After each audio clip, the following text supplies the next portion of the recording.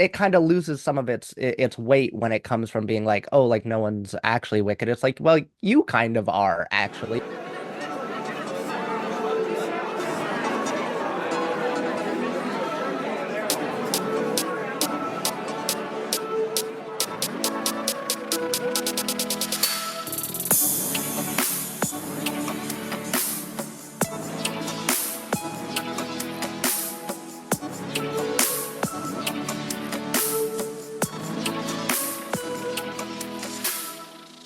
Welcome back, everybody, to Screenfish Radio. I am so thrilled to be with you today because we're talking about one of the biggest films of the year in Wicked. And with such a massive title, I had to bring in two incredible guests as we do. Today we have with us returnees Raevin Larue and Riley Lovering Spencer. Welcome back to you both. Hi. Yo. I am glad that you're both here because I do hope this makes you popular, just not quite as popular as me. Sorry. Wow, that was Are off key and it was are. terrible. Yo, Okay, so my singing is terrible, and I even apologize that I said that because anyway, we're gonna have some fun, I think, when we talk about this because Wicked is something special. Wicked was directed by Jon M and is set in the world of Oz, telling the story of Elphaba, a young woman with unusual green skin. As she brings her sister to her first day at Shiz University, Elphaba's unexpected show of magical power leads to her own enrollment as well. But as things are looking up for her, Elphaba is forced to room with Glinda, a popular young woman of privilege and ambition who instantly clashes with her. As the two learn to look past their differences, they find themselves on a journey that will lead them to meet the wonderful Wizard of Oz and discover a secret that will test the depth of their friendship. As always, this podcast is rated S for spoilers, but I can't wait to hear from you both. What did you think of Wicked? that movie was incredible. Were you guys familiar with the lore of Wicked? Because I wasn't. No. What Oh, are we? yeah, I was. Oh Uh, my gosh, you were. Okay. I was um, Go ahead.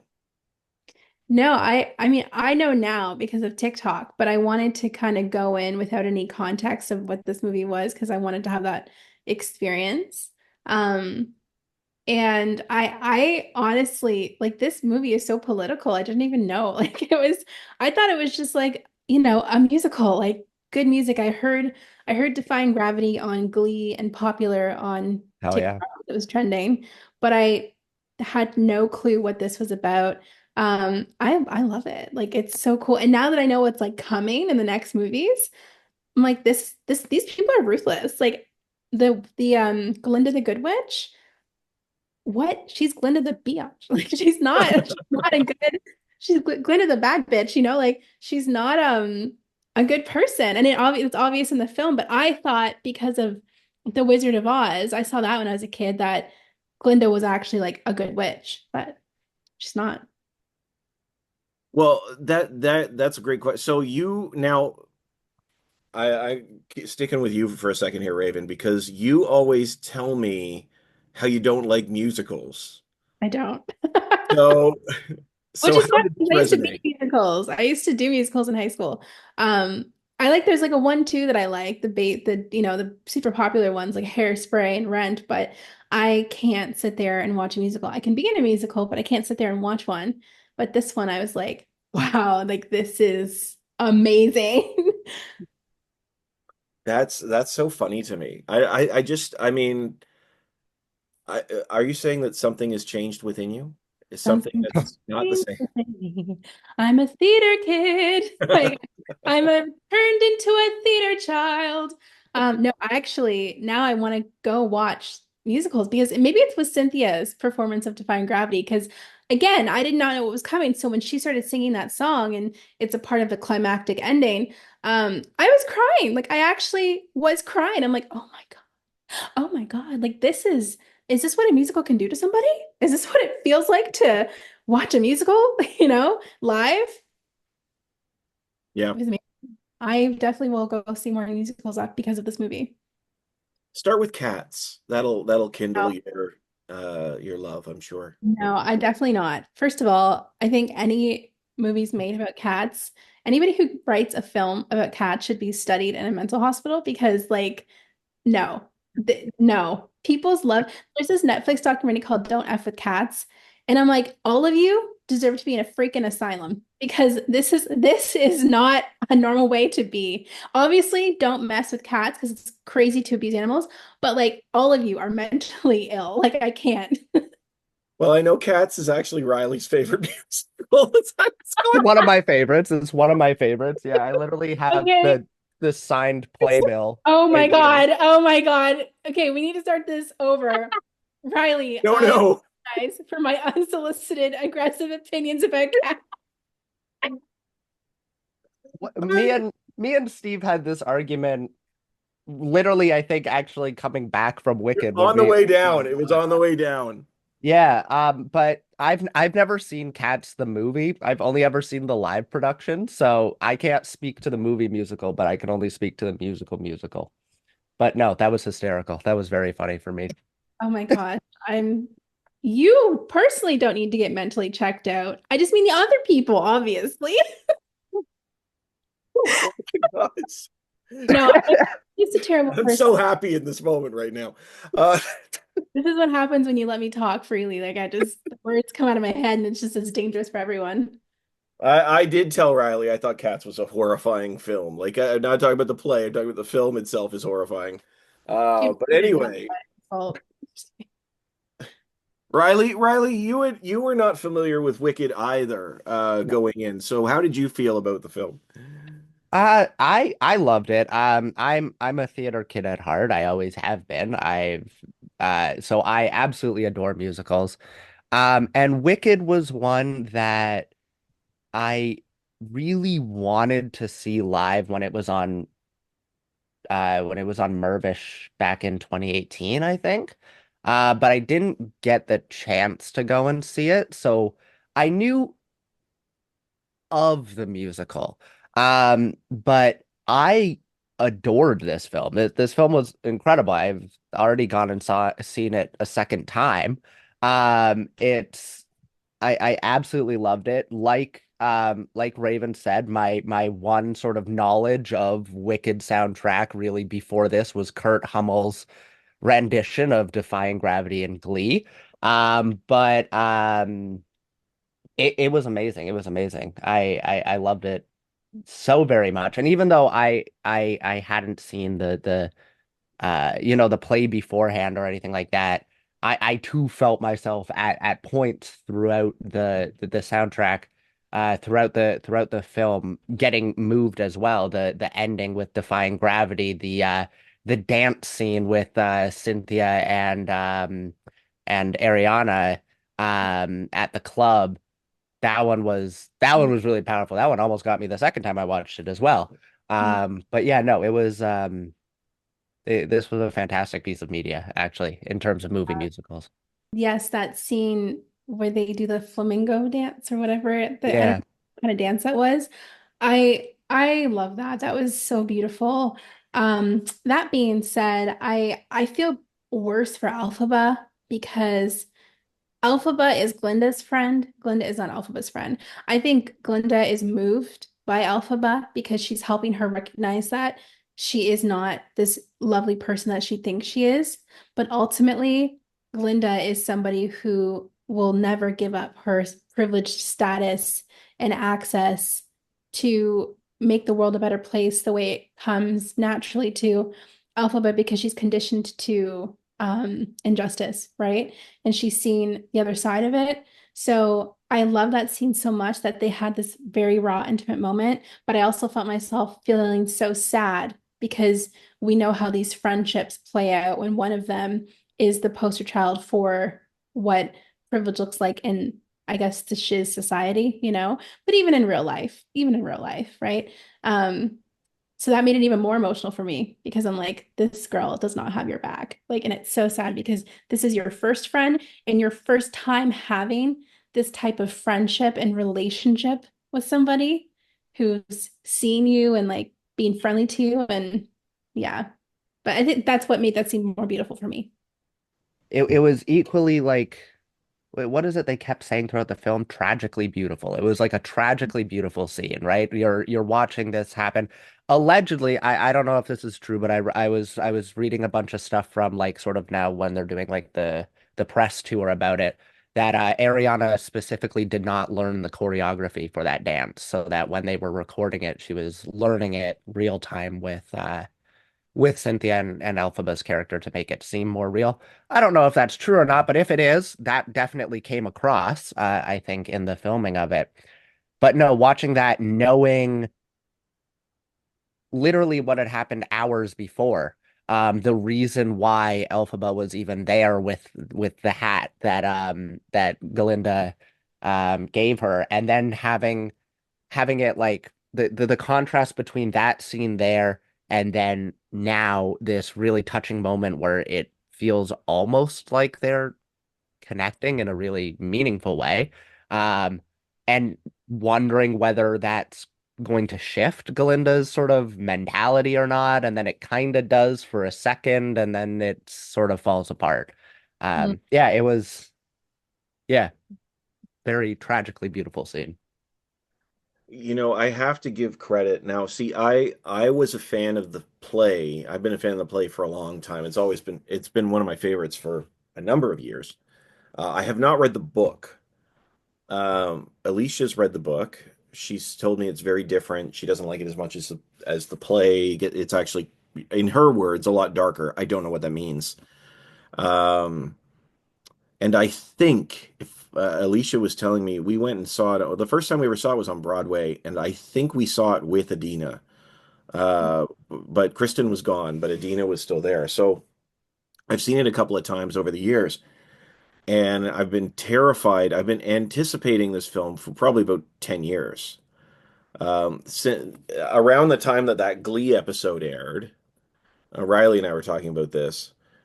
Leah Michelle was heavily being pushed to I be remember Elphaba, this. heavily. And she could have done it at the time. I really think she could have. I think she would have pulled off, like, she can sing the song when she lets go. No, you don't think so? She couldn't have pulled it off. I'm not saying it this well, but like Hmm. I think at the time she was a great option. This was like 10 years ago now at this point. Like that episode of Glee is a long time ago. Yeah. Uh, but when they announced that they were adding like 50 minutes, I was like, they're going to trash this thing. Like this thing is going to be absolutely ruined because they're going to add in four new numbers and three different new plot lines, and they're going to do all this stuff to make it more bigger, more epic. And I cannot believe how economical this film is for a film that's 2 hours and 45 minutes. Like I cannot believe it. Like it doesn't drag. Yeah. Yeah. I thought Um, there was more coming. When that ending happened, it's like to be continued. I was like, wait a minute, we're not about to go into battle? What? I thought she was about to go like pow pow with the Mr. Oz here. I was shocked that it ended. I was like ready for like another part of the movie. yeah, this is intermission. Like literally, that's where intermission ends or begins in the play. Oh, This okay. is the first half of the play, but they added like 50 minutes of like, and some of it was just natural stuff, like that scene with the flying monkeys. I mean, comparatively, kind of sucks on stage because they're just people on the back of the thing and they're like outside of a cage, but they really let it happen in this space. So that takes more time. They add a few lines here. They get in they get in Adina and Kristen in like the Emerald City song. That Uh, scene was fun. That that scene was was so fun. great. Oh yeah. And they I even brought their characters into that scene. Like if you see that, like Kristen, pushes her out of the way. It's sort of bad. I love that. I love that. But I was so impressed with the way that, like, because I really didn't want them to blow this. This is such a Yeah. good play. Like, okay, I really liked the live action Little Mermaid. I thought it was quite good, and even the stuff they added was quite good. But they added it to sort of give context here and there, and they added some stuff, and it just, I don't know. It was like, okay, it's good. It is good, but I don't know. You could argue whether or not it needed to be in there. Yeah. but this one works. It works. Now, ironically, what makes me nervous for the second half is that I'm hearing there's two new numbers. And I'm like, Okay. come on. Uh, um, I've been trying to keep away from anything that I can see about the second part. Because there's been chatter online as there oh, often sure. is. But I'm trying to stay completely away from as much as I can about it because, like we said, I haven't seen the musical before, so I don't know anything about the second half. All I've heard is that it's wild and that there's some stuff that people are like on the edge of their seats trying not to spoil for people that have not seen the full production before.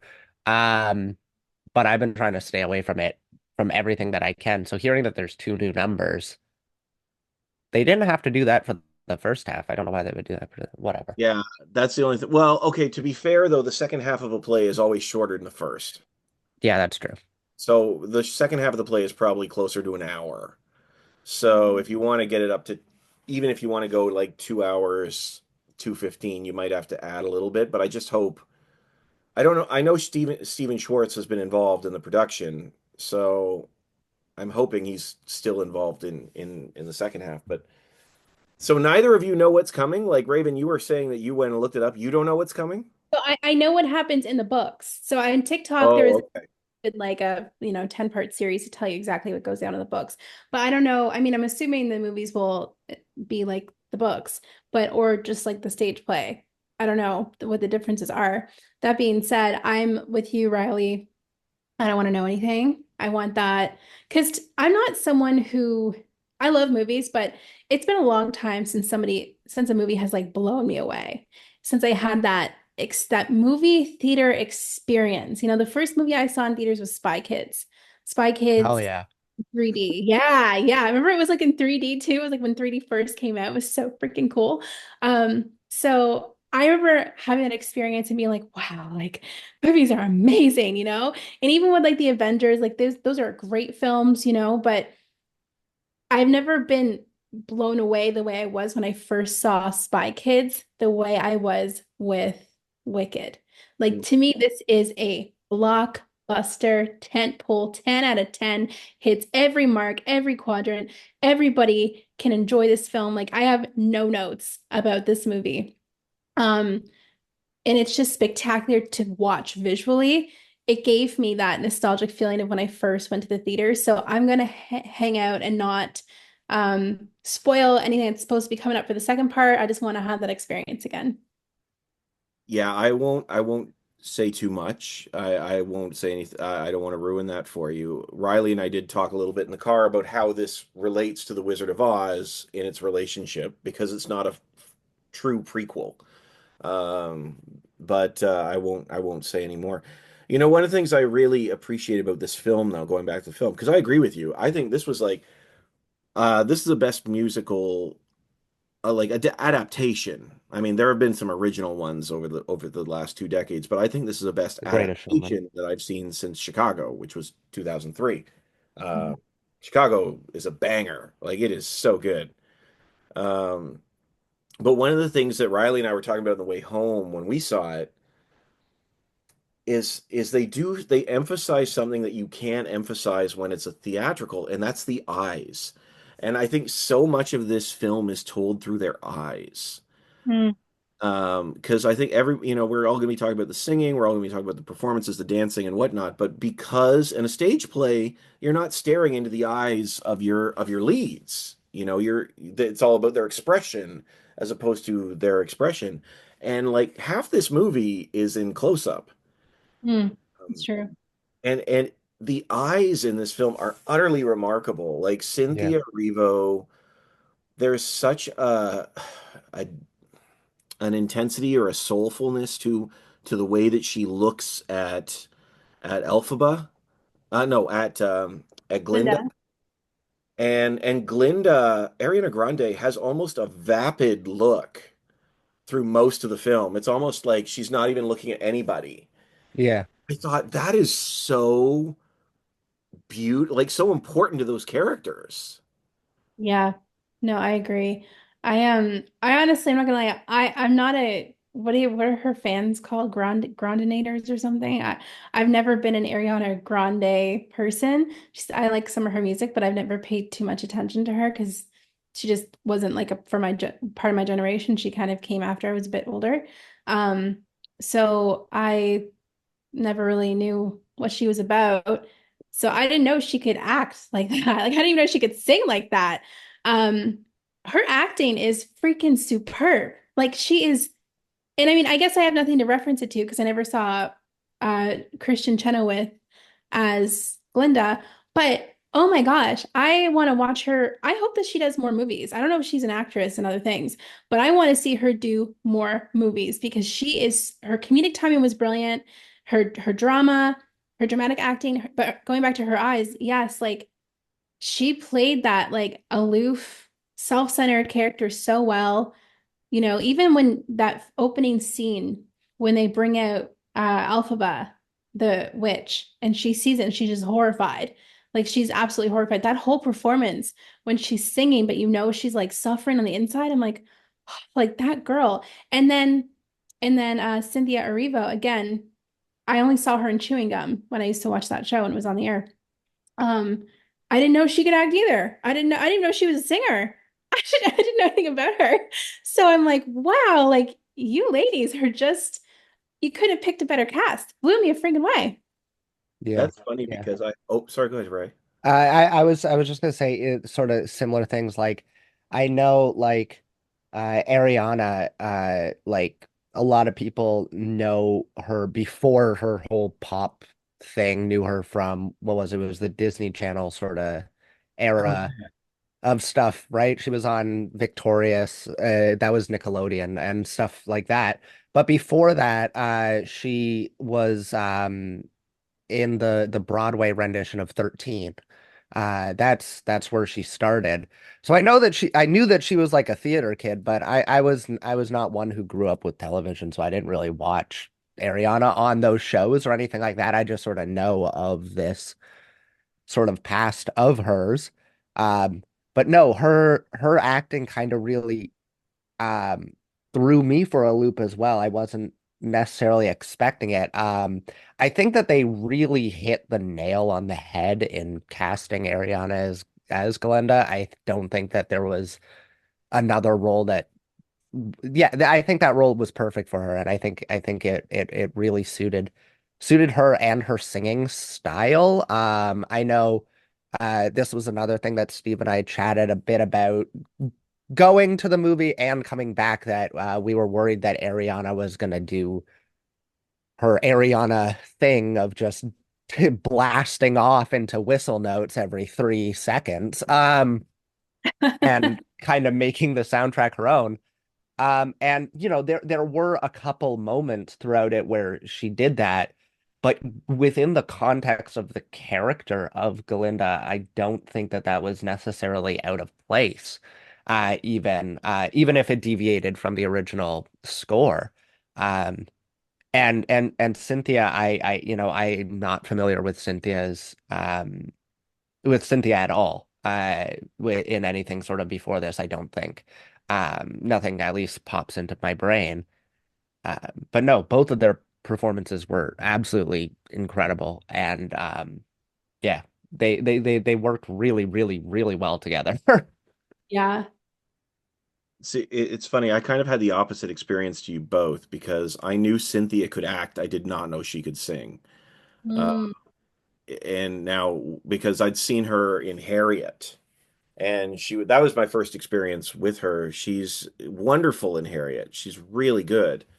Um, yeah. and but I didn't but that's the thing. Like it's one thing to be able to sing, it's another thing to be able to sing these songs because like Defying Gravity, and when you're standing in the shadow of Idina Menzel and or Christian Chenoweth, I mean that's a massive, massive shoes to fill.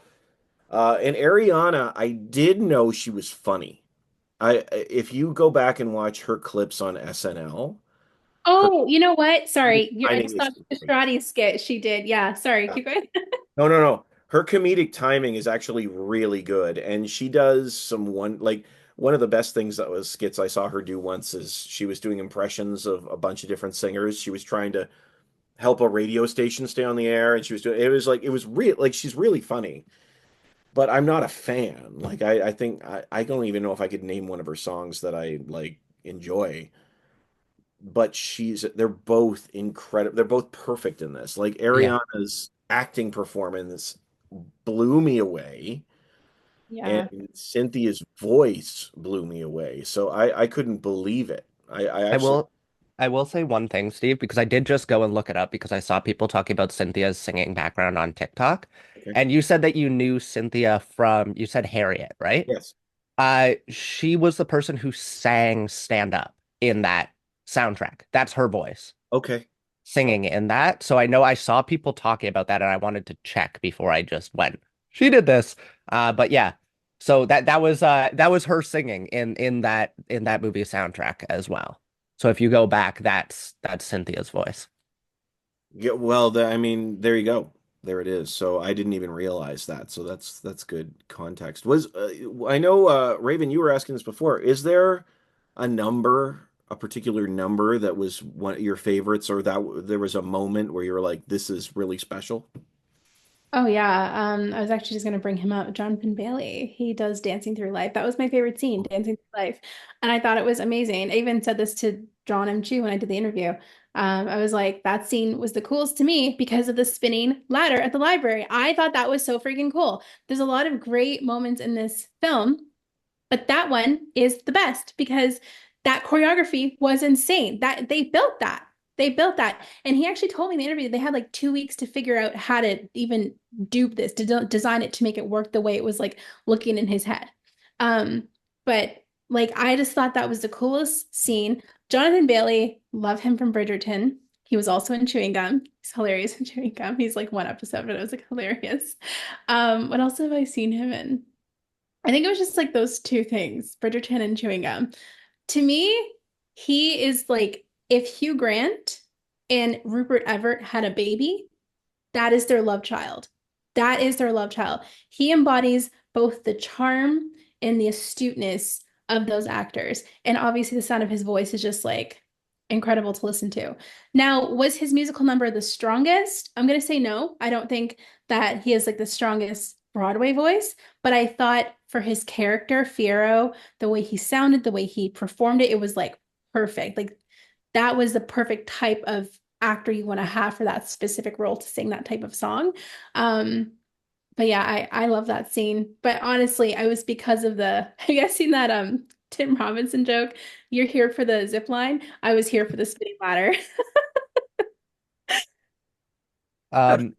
For me, it was what is this feeling or loathing? Um, it's that one. Well, actually, I have two answers. That one's my first answer because that was the one where, like watching it through the first time, the song sort of going into that. They were all good. They were all good, but I was still like Steve. I'm always hesitant and on the fence with movie musicals. Oh no. I'm on the fence about a movie adaptation about anything. Oh, are we back? Did I You're freeze? back. You're back. Back. That was so Okay. crazy. Wait, did I pause the screen? This is live. No, but I was saying like that song, for me, like Steve, I'm on the fence about and hesitant about movie musicals. I'm hesitant about movie adaptations of, frankly, anything since Paper Towns. But so that song was the first one where I was like, okay, yeah, this is really good. This is going really really well. And then after that, I think for me was I'm Not That Girl. Um I loved that song and that whole scene there after having this really intimate moment with Jonathan Bailey's character. Um I'm forgetting the name. I'm forgetting his character's name, the Prince dude. Fiero. Hero, Fiero. hero. Having that really intimate moment with Fiero and then things just sort of going back to seemingly normal. Um, and then having that number, yeah, that number was fantastic for me. I really like that one. Yeah, I think the moment for me that I was truly happy was what is this feeling? That I think that was the moment I leaned to you. I was like, this is or something said something like this is now I'm okay now because I was so nervous and I that's like such an important number without being one of the key numbers. Like Mm. everybody talks about Popular and Defying Gravity because they're the big ones, but that is such a important turning point of the film. And they hit it so hard. Like that their version of it hits far harder than I expected it to. And it's shot beautifully. That was I actually went, okay, I can relax now. I see now this is going well. Um, Other than the big numbers, I would say there are two. One, I gotta shout out to Jeff Goldblum. I gotta shout out Sentimental Man. He does it perfectly, and that number is very like it's not often talked about, but he's like such a horrible character. Um, but that song like Jeff Goldblum plays it perfectly, and I think he does a great job in the song. And I really like, I'm trying to remember what song it is. There's a moment where Cynthia Erivo, which one is it? Is it I'm Not That Girl? Is it the one where the green in her face fades away for a brief moment? Is that I'm not? No, that's not I'm Not That Girl, is it? When she's singing in the courtyard. Do you know what I'm talking about? Is that the Wizard and I? It's Oh yes, so we did the I, Wizard and yeah. I. That's Yeah. what it is. And that's something they could not do on stage. Oh, And it wouldn't have the power that it does on stage, but by washing the green from her just for a moment, the film really hits on the sort of racial tension within it. I didn't, You didn't I didn't notice? notice that I was so into it. I don't even notice that they did that. Oh, they do. She's standing in the shadows, and the green disappears, and it's just her, and then it comes back. Like the light comes, like it's probably about 4 seconds, Oh wow, okay, I need to but read. it was really I saw that and I was like, this is that's cool. That's something they couldn't have done um in previous productions. I just thought it was incredible. Little things like that, I think really bring it to life. But I love what is this feeling is the moment I think that I was like, this is gonna end well.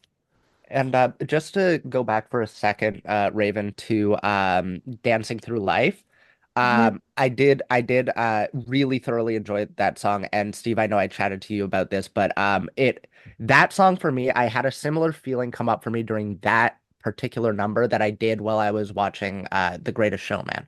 Um, which a lot of people have been talking about in reference to Wicked of being these massive, huge blockbuster movie musicals that have just been, bringing in the masses and introducing people to the idea of musicals being good and not cringe theater kids. But the reason why I had that for that specific number, Dancing Through Life, is the choreography for that particular number. Um, it was so reminiscent of like live stage um choreography. When you do things in a movie musical, you're able to do things so much like larger, that sometimes that essence of you're watching this on a stage can get a little lost, and for good reason, because it's a movie. You can do a lot of things you can't do live. But the choreography there, um, like it was just directly transferable to the stage. You could just shift that directly over, maybe minus the huge spinning things, depending on your budget. But that choreography would be so easily transferred over that I was like, it feels like I'm watching this live on stage. Okay, that's a good point because I felt like when I was watching the film, I felt like I was watching a play. So that makes sense because I feel like most of the scenes in the movie could be transferred to stage, at least, especially with the Oh, so Glinda, you're so good. What's that one called? Oh, yeah, yeah, yeah. Loading. Oh, Okay, like that choreography, the way it's filmed, it felt like it was just directly like the camera was facing them as if it was like a square stage. So it's why it kind of pulled me into it even more because it felt like it was a stage play on screen, but like more magical, obviously. And the practical effects, like, thank God they used practical effects. Can we bring back practical effects in movies too? Enough with the CGI, because this felt magical. Just everything, the colors, the way it played, like the color grading. I loved all of it. I loved all of it. But you saying that that could have translated to stage, I feel like the whole movie felt like that for me. it is bigger. It is much like having seen the play a couple times, and don't get me wrong, like they did a remarkable job of doing so. But if you go back now and watch it, you'll notice like how much grander this feels. Like Mm. they allow the thing that they do their best with the stage. And actually, I even love the fact like the wizard's robotic face, that's from the play. Um, I saw that in Wizard of Oz. Like he's like fake, right? yeah, and the Wizard of Oz though, he's got like a it's like a hologram, if I remember correctly. But Oh, in on the stage play of Wicked, it is this robotic looking thing. So they puppeteering. So they did a lot to make it feel practical and that way, but you'll note it like it just because they can, it's just bigger. Like you said, it is magical, but there's something about this play that still hits different, which I would love to know from you both what it is, because this is, I think it was 2003 that this came out. They've been they're gonna make this movie? Oh, they started making this movie. No, no, the play was Oh, 2003. I'm like, damn, they were No, working on it. they've been working on the play for about 10 years though. I think they were waiting for it to get to a certain point in its Broadway place. That maybe they could, I don't know, because it was like it's been a Broadway staple for 2 decades. But what is it about this play that hits different? Why is it still around? I mean, what in your mind? I mean, I don't know. I never saw the play, but I think Story, it's the story. culturally relevant. I mean, it's obviously about racism and discrimination. I mean, watching Linda on screen triggered the fuck out of me because I'm just like, this is how I felt when I was in high school, like the one of the three black kids at my school, and how like quickly a white girl will betray you, pretend to be your friend, but then throw you under the bus because it's easier than confronting like the systemic, I mean, racism that went on in my school, but also the time as well. And I think that, I mean, I was this high school, I graduated high school in 2009. So, I mean, I don't think the world is much different, to be honest. I think it's still just as bad to be a person of color in this world, especially the US, and to see how white women weaponize privilege to their benefit. I mean, obviously, there's more conversations and more knowledge. I'm not going to ignore that, but just seeing this dynamic between them. Because if you are a person of color, if you are marginalized, you know that like people who present the system that they benefit from rarely go against it because then that would compromise their status in life. And that's just the unjust world we live in. Um, and watching this played on the screen, it pulls at your heart because, like, at the end of the day, Alphabet is just a person. She's just a person, but she's not granted the privilege of being treated like a person. Even her own father is just like, I hate you. Like you remind me of your whore mother. Like he just hates her and he treats her so badly. And Nessa Rose. Oh, let me catch Nessa on these streets. Like that's your sister. And you can't even stand up for her. Like the whole world treats her so horribly, you know? And it's also jealousy because she's so talented and has the most power. But for her just to exist as a human being, it's just not, she doesn't get that choice, that right. So watching her have this very real human girlhood experience, making a friend, knowing that that friend is about to turn on you, that is a very real thing that happens to Black women, people of color. I've experienced it, and it creates this even stronger sense of justice that you see within Elphaba, this fire inside to do the right thing, even if that means having to fly away on your broomstick and live in solitude. If that means you're going to do the right thing and not become a part of this system, like she's so brave.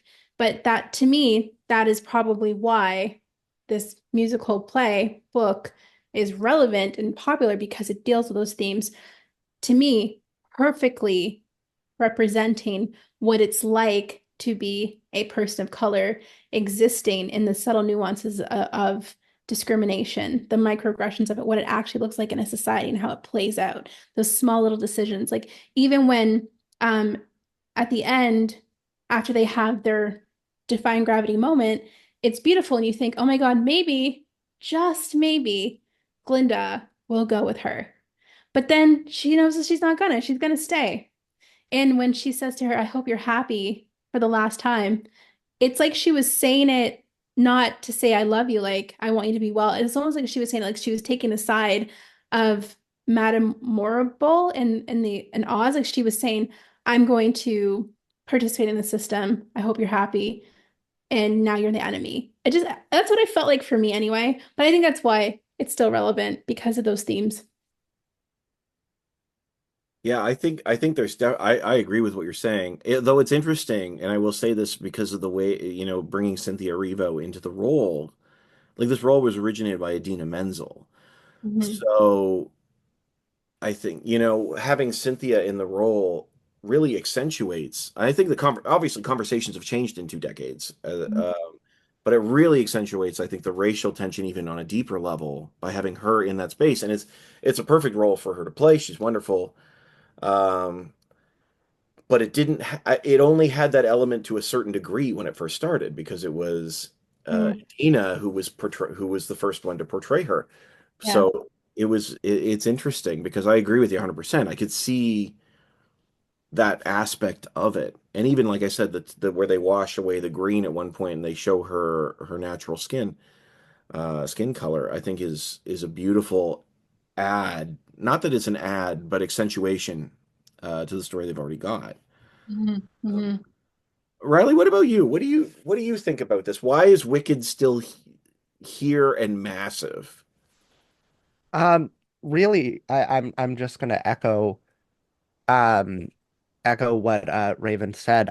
This to come out of this story, whether you see the live production or the movie adaptation, and think of this story as anything other than a story of discrimination, I think you must have seen a different film. Because that's the major and prevalent part of the story, obviously through Cynthia's uh portrayal of Elphaba, through all of the sort of systemic discrimination that she goes through throughout this film. Even then, moving over to Cynthia's sister Nessa in terms of accessibility. And that whole scene when Nessa and Elphaba first um get to the school, Shiz, and Cynthia advocating for Nessa to be able to do things by herself, and everyone just grabbing her wheelchair and pushing her around. That's a very real thing that people talk about all the time, of that individuals who use wheelchairs, people just grab their chair handles out in public and just say, I'm helping you. And it's like, right? So this entire story is about discrimination. It's about oppression, and Mhm. it's about the ways that people are able to creatively and impactfully use the talents that they have to be able to fight back in whatever ways um, that might look like for them. In terms of, in terms of Nessa Rose, it's in terms of, in imploring people to not help her, for her to show the world that she's self-sufficient, that she's an independent human. And the only person who really seems to get that throughout the entire film is is Elphaba and maybe Bach at some point, but really Elphaba. And then Elphaba pushing back in all of the ways that she did to the point of, completely leaving the system behind, which is such a completely valid Yeah. response that people do all the time because the system is fucked and it's always going to be against individuals who are not Galinda. So yeah. I think that no matter, 2003 when it first came out, it's not like there just wasn't discrimination and oppression then, and it's not like there's not oppression and discrimination now, nor will there just not be in 20 years. So this story that is just truly about, people pushing back against the system that is built against them from the beginning, it will never not be relevant, I unfortunately. want to add to what you're saying too, Riley, because one thing I have to say, and this is not just about Wicked, I think this happens across the board for films, fantasy films. Generally, white audiences can sympathize with the fictional anti-hero character, or they can see the themes of discrimination or whatever heavy thing they're covering in a fantasy film. But when you apply it to real life, those same white audiences get a little like stiff, right? They just feel like, oh, well, now it's all about race and not everything's political, when in reality, everything is political, right down to Absolutely. art. Art is the defense against, bad systems. But because Idina Denzel, sorry, she's a white woman. So I think that there is a stop for white audiences because, again, white audiences can't necessarily relate I shouldn't say relate, that's not true, but they can't necessarily understand certain themes that afflict people of color. But if you're white in a role where you are discriminated against, that makes more sense to white audiences because oftentimes white people carry the ideology that they are equally as discriminated against as people of color or those with disability. So to me, it doesn't really create a space when your whole cast is white. It doesn't create a space to make these people think, these audiences really think, to feel what's happening. They can get it, but they can't feel it. Casting Cynthia, a Black woman, makes sense because it's fantasy, but it's also reflecting the reality of what she has probably gone through, and most people of color and Black people as well. So I think that was a conscious decision, a very powerful decision. And on TikTok, because it sounds like you're chronically online like me, Riley. um, I see some people talking about this, but I've seen also white fans not getting it. And Yeah. again, my introduction to the musical, The World, I know because a girl told me on TikTok what happens in the books. But this book has been around for like how many years? How are some of y'all still not freaking getting it? Like, come on. It drives me nuts. So, in going to Nessa Rose as well, like, yes, in the last 10 years, those who use wheelchair or have a disability in society, they've been given a platform to speak out and say, hey, like, I'm a person. Could you not like treat me like different just because you don't know what to do with me? You don't know how to treat me because I'm different than you. Um, I'm glad that they brought that to the attention and didn't let it go under the radar. I don't know if that comes up in the books about Nessa Rose being treated oddly because she's in a wheelchair. But I'm glad that they focus on that as well. Some stuff's going to happen with Nessa Rose. I'm not going to. Well, Okay. I Oh, know her that. story's not done. So I Um, know from TikTok that she is the wickedest. don't, Wicked. don't, don't say, don't say, don't say. No, Riley Oh, doesn't okay. know. Justin said that. Okay. I figured. I know the story. I know how the story of the Wizard of Oz goes, and that the Wicked Witch of the West There, has a sister that is yeah, but there's some stuff going to happen. okay. But anyway, You know what though? She can catch hands because I respect your rights to be treated fairly, but I also respect your rights as a person of the society to get your ass beat because the way you treat Elphaba is disrespectful, okay? She does everything for you. You didn't even stand up for her when everybody was like laughing at her and shit during the flamingo dance. Like, girl, bye. Bye, Nessa. there's some stuff's going to happen. But Steve, why do you think it's still relevant? No, you know what? It's interesting because while you were talking there, I was listening to you and I was thinking back to the date when it came when it. I wanted to make sure that we knew when it really when it first premiered. It premiered in 2003, and I was realizing as I was listening to you both, I think there's a relevancy there that we're not thinking of, or certainly, I mean, I'm older than you both, but 2003 was 2 years after 9/11. Hmm. This is also very much a film about who is wicked. And at that time, xenophobia was at an all-time high in the US. Yeah.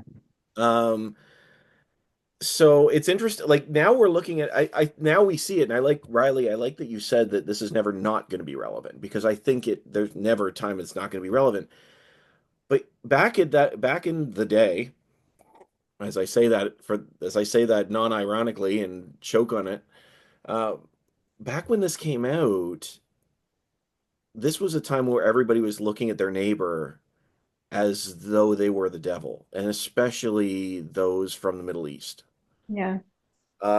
This was heavily and this, well, the first showing wasn't in New York, but it made its premiere in Broadway, which is, down the street um, from the World Trade Center. And I'm as you were both talking, I was just remembering that aspect of it because that adds a lot to it when you think about it. I'm not saying it's about that. I'm saying it's about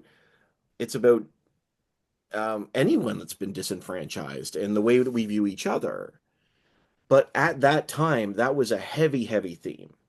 Hmm. Was, who if you're not from here, we don't want you.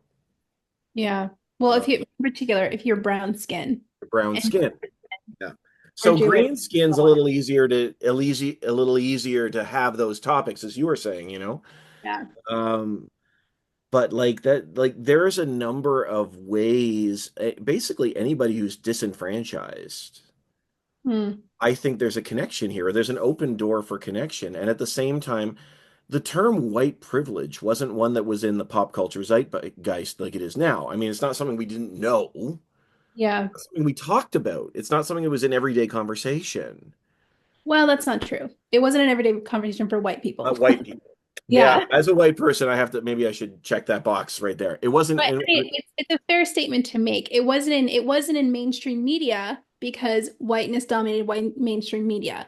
And if you brought up even the word racism, even in 2007, racism is dead. We're living in a post-racial world. Like there was a yeah, time before, I mean, I don't even know how we've evolved to this point in culture where we're so open about all of these themes and issues that exist that, people of color and Black people, have to deal with. But um, there was a point in time where if you said racism, it really would trigger the fuck out of white people. They'd get really scared and nervous and they would double down and say it's a post-racial world, when in reality, that's not the truth. That's just another pillar of white supremacy. So I think that what you mean in the mainstream, it wasn't a common topic, but, yeah. was. No, absolutely. That's a fair statement. But I will also say this though too, is that social media hadn't broken in the way that it has too. So Mhm. conversations were happening in a different way. Yeah, Uh, yeah, for sure. we all knew there was something powerful about this story. And now I think 20 years later, we can see how deeply embedded how many things there are in this particular story. And I think that, I mean, why is it still relevant? I agree with you both. It's never not going to be. Uh, Hmm. but there's something even back then there was a different wave to it, a different conversation slightly that was happening with this particular story because of the culture in which it came out of. Hmm. It was really interesting.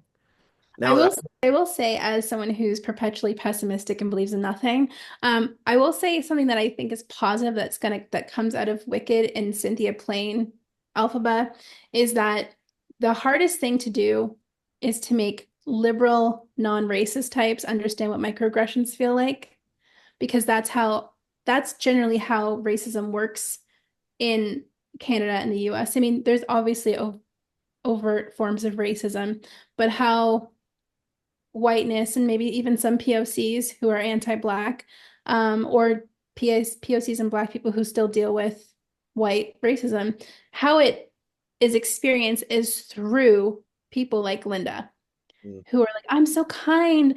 I'm so, and like leaning into that, like that white woman, like softness, like I would never hurt anybody, da da da da da, that's how it's perpetuated, right? Leaning in to your privilege while also pretending like it doesn't exist. So I feel like because we're living in a culture now where everybody is trying to understand intersectionality and race and like systems of oppression and all of those things, and having Cynthia in this position as a Black woman who's not afraid to speak about, her experiences in the industry, and then showing Glinda as a white woman who reflects liberal type or white women who behave this way, I think that is actually really good. And I think for younger kids, they're going to grow up with that language, which is so important. And hopefully one day it won't be as dangerous to exist with brown skin. But Yeah. I don't know. My thoughts. Well, as a white man, why don't I tell you my thoughts on it? Okay. Actually, Raven, I disagree as a white You're man. gonna really? Okay. There's plenty of red pill assholes with microphones who would say, as a white man, we face discrimination too. Okay, you know what? It's interesting because one of the things we talked about with this film, though, too, is we talked about the ways that it helps us view people, marginalized peoples, and whatnot. But one of the things that, too, to remember about this piece is that it's actually one of the first revisionist statements of an iconic villain. Like this was like the Star Wars films had come out with started the prequels in 99, but the idea of taking a villain and showing them in a more full view, I don't want to say a positive view, but a healthier view, this was relatively new when this came out. So in my mind, or not in my mind, but out of this film, I was wondering, what do you think about the concept of someone being wicked? Because the whole thing about the Wicked Witch of the West, as we know from this, she was Hollywood's like iconic villain. There was nothing redeeming about the Wicked Witch of the West, Wizard of Oz, one of the greatest classics in cinema history. Her and maybe Darth Vader, ironically, as I say that. But this shows her differently. I was just wondering what you thought about that topic, what that idea. If you hadn't. Riley, you go first. I feel like I've been talking the most. Um,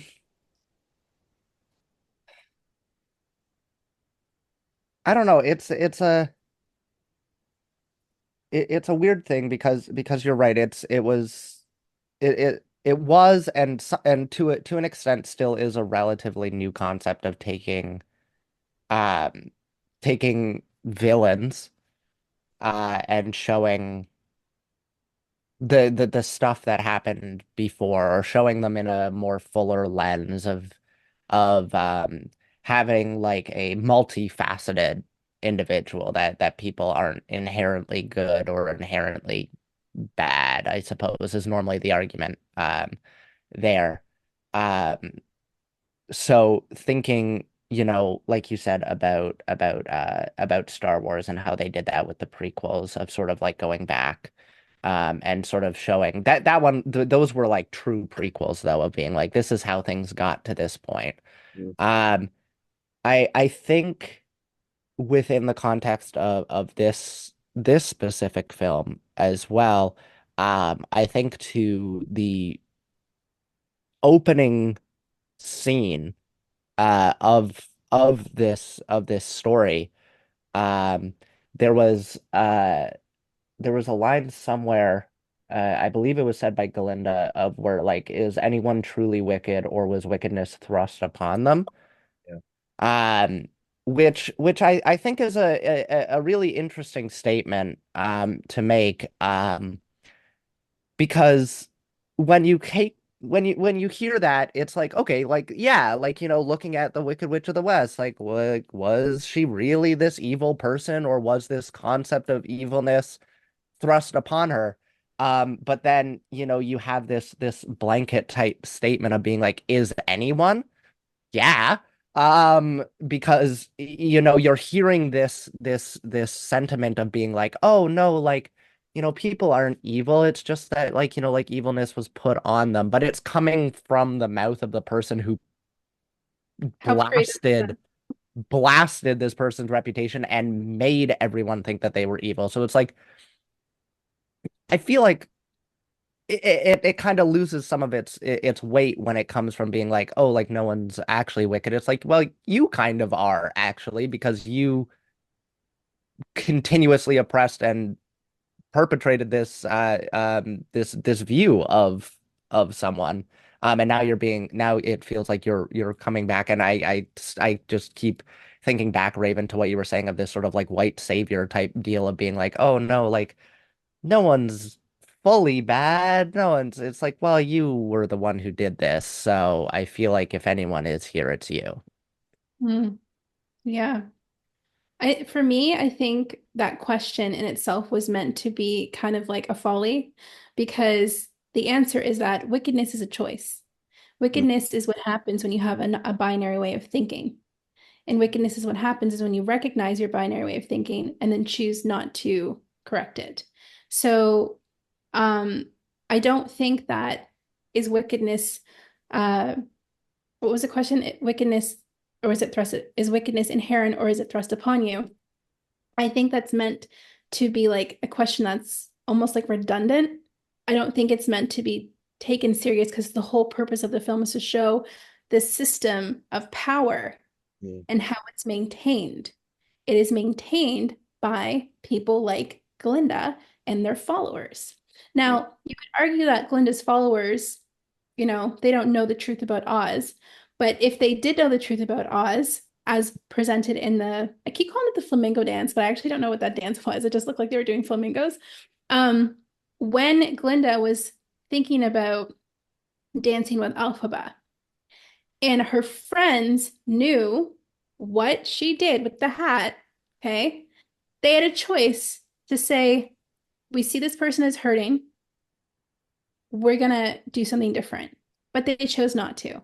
They chose to say, Glinda, don't do it. Don't do it. It's social suicide. But Glinda's like, no, I'm gonna dance with her. So even if the people of Oz did know the truth about the wizard and like the fact that this whole world's a lie for them, they're not gonna do something different. So wickedness in the film, it's supposed to show you that wickedness is the result, the consequences of people choosing to maintain this a society that oppresses specific people. Um, so is wickedness, what was the original question? Is like, is wickedness inherent? Um, unless, I mean, not including people who are born with like, you know, real mental health conditions like psychopathy or people who commit crimes. Like, well, I shouldn't even say that's insensitive because you can be like a psychopath and not be violent. So people who act upon things that are deemed wrong in our society, not withholding them. But the idea of wickedness questions our moral, um, I guess our sense of moral legality. And I don't know if you guys like saw my review for the Joker, but everyone hated the Joker except for me because the Joker that presents this so well. It presents it so well how fucked up our system is that we can persecute somebody who retaliates against years and years and years of violent, systemic, sexual, brutal abuse and say that's the bad person. We see this in real life with Gypsy Rose, the Menendez brothers. So wickedness is when we choose to see world as a binary thing, and instead of fixing it to help it create a better space for the people who suffer from the system, we maintain it. And I think that is the message of this film. And it's applied to uh Alphaba, even Nessa Rose, with how she's treated, the people who really, the animals of Oz who are like having their power literally taken away from them and turned into like slaves for Oz, that basically. Um, Glinda knows this is going on, and she chooses to come down in a bubble, bro. So, if you get the reference, I don't know if you get that reference, Steve, but there's like a funny He thing about came down in a it came bubble, down in a bro. bubble, bro. Grow up. Have you seen that, Steve? No. I'll have to send it to you. This shit's so funny. But yeah, that's my long-winded way of saying there's so wickedness is not binary, it's a choice. So See, I love this because this is like when I first, again, my opinion of this conversation has changed dramatically in the last 20 years, but I remember the first time I watched it, and when I first saw it, what I saw is a film about empathy. It was about a film about reshaping, and again, it's a as it still continues to be in some ways, but I can see the systemic problems here as well. And you know, when we see what wickedness being thrust upon them, I think it is because they're in this film, it's thrust upon her by people who are looking to throw things off of the true wickedness, which is the oppressiveness of the country or of the nation or whatever, the world of Oz, if you will. yeah, yeah. There's something like, but to them, it is sort of thrust upon her because they're like, okay, we're going to make her the villain. She's the problem because she's questioning the way things are. Yeah. Uh, Yeah. but at the time, what I connected with most about it when I first saw it, you know, this be 2007 or whatever it was when I first saw it. What I connected with most was the idea that there's something that there's a humanity to her that had been stripped of her from us culturally.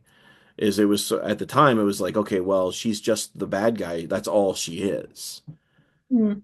And the idea that seeing her, and now I'm not talking about now I see it systemically, but at the time it was just this idea of like, oh, there's more to her than this one thing that we've put on her as a label. And again, that's coming from a lens of white male privilege and all this stuff as I see that now. But yeah, I think there's something. See, that's what I mean. There's something really deep going on with this story while still making it quote unquote popular. Like Mm. there's such a balance and fire to this film that that makes it accessible to anybody. But if you really sit with it, there's something so profound, I think, going on with these characters. And I very much look forward to seeing the second half. Ew. Where it goes. But we have to wrap here. We have to wrap here because we're out of time, and I know people got to go. And I thank you for both of you again. Before we go, is there anything? Do you want to promote anything you're involved in, or online, or something that you know? I certainly, Raven, you're on our team. You just interviewed the director. I Uh, I did. I got to talk to Jon M. Chu. It was awesome. He talks about, well, I asked about the scene with the spinning ladder. I talked about asked him about the creating the world of Oz and the visual language of Oz. So you can definitely check that out on our YouTube channel or our Instagram. But yeah, it's a really fun interview and I hope you like it. yeah, you do a great job. You really do. Like it's a great conversation with him. I think I made him so What's that? Go ahead. I made him laugh a little bit. I was like, yeah, he's laughing at me. My eccentricity. And Riley, you're involved in some cool stuff. Is that something you can share online, or is that? Yeah, I mean I guess I can to the extent I can. I do some I do some fun things. I'm a LGBT youth worker in the York region. And we work in a agency where we do a ton of really cool things. It's called Care Community Connections. So yeah, do a ton of really cool things over there. And run the largest youth program in all of the York region for queer and trans youth. So if there are humans who are there involved in those communities, yeah, How can they connect with you? Is there look up look up CAYRCC online and you will find me and my information's there on awesome, that website. awesome? Thank you so much to you both. I appreciate you. And again, you can follow us wherever podcasts are available, and you go to screenfish.net. You can see the latest in film reviews and coverage. And people, I know that Raven and Riley have both. Raven writes regularly. Riley's written a few times for us recently as well. Screenfish.net, and lots there. You can follow us on YouTube. Search up Screenfish. You can follow us on Instagram and TikTok at Screenfish Online. Lots of ways that you can connect. But again, thank you so much to you both. And for you at home, we started the conversation. This was Screenfish.